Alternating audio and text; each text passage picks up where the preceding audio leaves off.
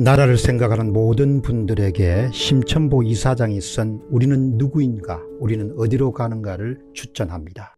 안녕하십니까. 공병호TV의 공병호입니다. 어떻게 사회가 이런 사건 하나를 좀 제대로 처리하지 못할까 이런 생각을 하게 되면은 이번에 백신 확보건도 마찬가지지만 우리 사회 수준이라는 것이 아직은 이 정도구나라는 생각을 다시 하게 됩니다. 사람 사는 곳이기 때문에 불미스러운 일이나 이해할 수 없는 사건들이 언제든지 터질 수가 있죠. 그런데 그런 사건이 터지게 되면은 가장 중요한 것이 사실관계를 명확히 하는 것이죠. 어떤 것이 사실인가, 또 어떤 것이 거짓인가, 이런 부분은 수사기관의 도움을 받으면은 언제든지 신속하게 찾아낼 수가 있는 것이죠. 제가 말씀드리고 싶은 것은 사실관계를 명확히 하게 되면은 진실도 분명히 밝혀지게 되고 그만큼 어떤 사건을 중심으로 해가지고 논란이 불거져서 사회적으로 크게 분란이 초래되고 갈등이 생기는 것을 줄여나갈 수 있는 것입니다. 고 박원순 전 서울시장의 성폭력 사건도 마찬가지입니다. 그 사건이 터졌을 때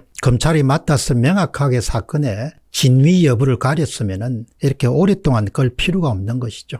3월 17일 날 오늘날 처음으로 또 그 피해자가 공개석상에서 자신의 심경을 담은 그런 글을 읽는 시간이 있었습니다. 박 시장 사망 이후에 252일이 지난 시점입니다. 그러니까 아직 252일 동안 사건의 진위 여부를 두고도 많은 혼란이 일어날 정도로 이렇게 한국 사회가 엉망진창이라는 겁니다. 아마 이것은 사실관계를 왜곡하려고 하는 그런 책이 아마 조만간에 출간되기 때문에 이것 때문에 피해자가 어렵게 또 대중 앞에 모습을 드러낸 그런 사건이다, 이렇게 볼 수 있겠습니다. 아마 19일 날 박 전 시장 사망과 관련해서 이 책은 2015년부터 2020년까지 서울시장실에 근무했던 전현직 공무원들의 아마 정언을 담은 책이라고 합니다. 당연히 자기가 모셨던 사람을 유리하게 하거나 미화하거나 아니면 또 피해자를 또 엄해하는 그런 형태의 글이 될 가능성이 굉장히 높는 거죠.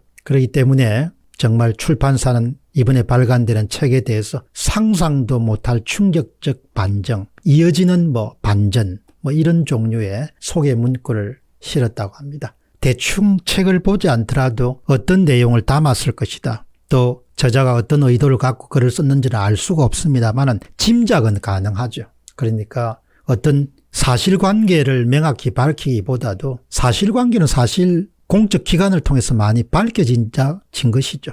근데 그럼에도 불구하고 2015년부터 2020년까지 서울시장실에 근무했던 분들의 육성을 담아서 또 작가가 다듬어 가지고 이렇게 책을 낸다는 것은 저희가 있지 않느냐라는 그런 생각을, 의심을 하지 않을 수가 없는 것이죠. 그런 점에서 보면은 참 우리 사회가 사실 성과 관련된 문제에 있어서는 남자보다 여성들이 훨씬 더 불리하지 않습니까? 그렇기 때문에 박원순 전 서울시장건이 불거졌을 때도 엄청난 용기를 내지 않고서는 피해자가 감히 이런 사건을 공론화할 수 없는 것이죠. 그런 점에서 보면은 아직도 한국 사회가 참 야만의 사회다라는 생각이 듭니다. 야만의 사회.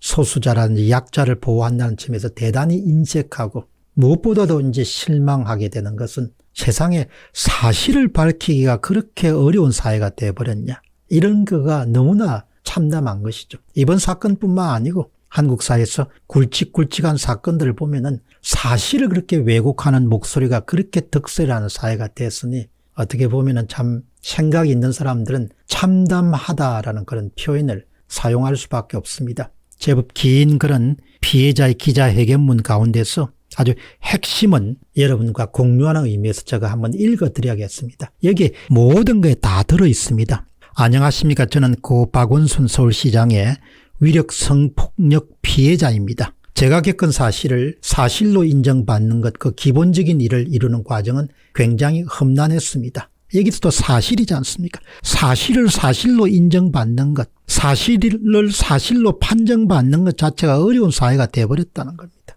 극단적인 선택으로 인해서 가해자와 피해자의 자리가 바뀌었고 고인을 추모하는 거대한 움직임 속에서 우리 사회에 저라는 인간이 설 자리는 없다고 느껴졌습니다. 그 속에서 제 피해 사실을 왜곡해서 저를 비난하는 2차 가해로부터 저는 쉽게 벗어날 수가 없었습니다. 이런 점이 참 문명사회에 사는 사람으로서 너무나 가슴 아픈 이야기죠.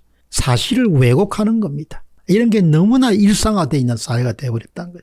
다시 피해자는 이렇게 주장합니다. 그러나 분명한 사실은 이 사건의 피해자는 시작부터 끝까지 저라는 사실입니다. 이 명백한 사실이 왜곡되니까 이게 얼마나 딱한 나라냐.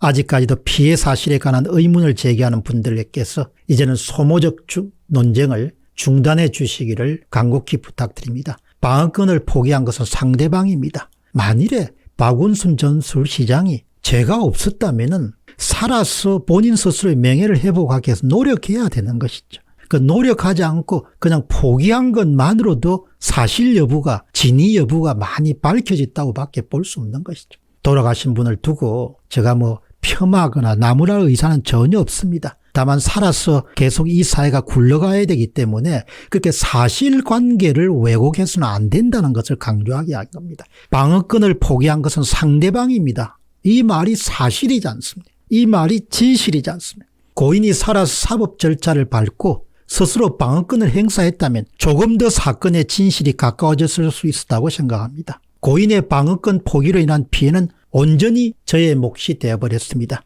피해 사실을 인정받기까지 험난했던 과정과 피해 사실 전부를 인정받지 못하는 한계, 그리고 이 상황을 악용해서 피해자를 비난하는 공격들, 상실과 고통에 공감한다. 그러나 그 화살을 제게 돌리는 행위는 이제 멈추어 주셨으면 좋겠다.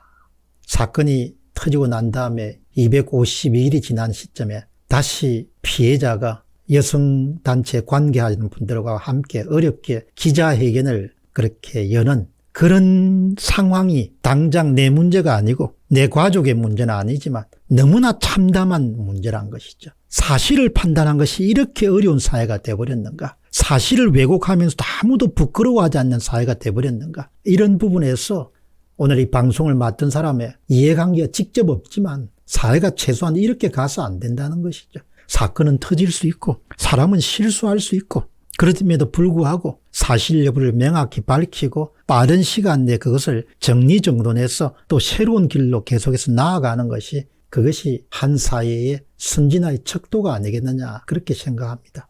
가장 여기 중요한 것은 방어권을 스스로 포기한 것은 지금 피해자가 아니라는 점입니다. 스스로 죽음을 선택한 사람이 방어권을 포기했다는 것이죠.